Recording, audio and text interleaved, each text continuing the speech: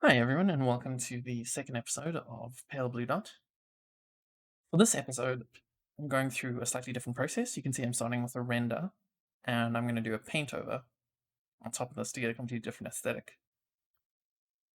It's quite different from my normal technique because I typically don't even work from sketch. I throw down some paint and I shape it and I color pick as I go along to get different shades and hues.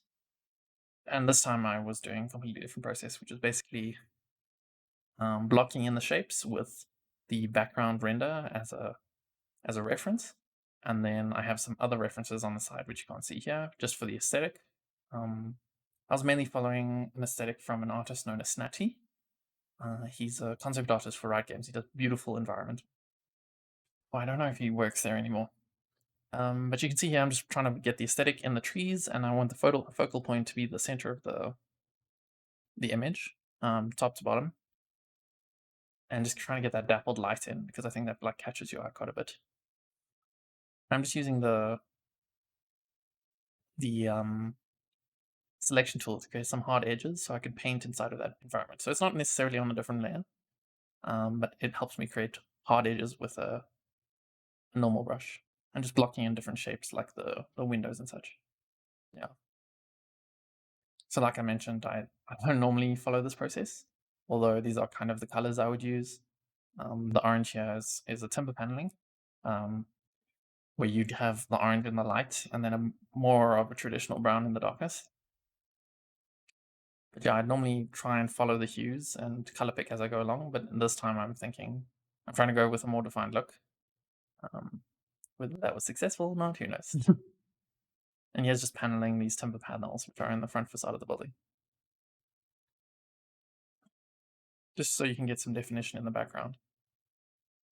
Essentially, I was really messing up with the perspective of the tree here, and like the foliage is supposed to be like a focal point for this image.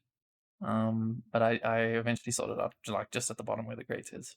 Yeah, and I'm trying to get this highlight for the foliage here in the front. Just blocking out more additional shapes and trying to get like transitions of light and the edges of the walls. But yeah, the dappled light was really something that I wanted to emphasize. And yeah, I finally fixed the perspective and just pop in some signs, which are good. And I eventually did add some text to the signs, but unfortunately I didn't get to record that um, because I was doing some last minute changes. But yeah, it's a different process, but I think you can, if with enough time, get the same result you would like. This is definitely not my preferred way to operate. Um, I much prefer like sketching and painting, choosing colors as you're going along, and deciding how the image should look uh, as you feel it out. Whereas this is like a very predefined thing, where it's like it has to be this shape, it has to be this perspective, which is why I'm using such particular tools and really trying to get the aesthetic going. Yeah.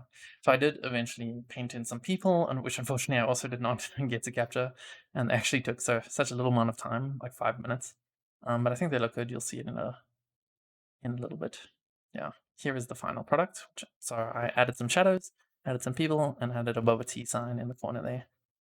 So this is supposed to be a bathhouse in Chinatown, Cyril Dean, Johannesburg. Thanks for listening.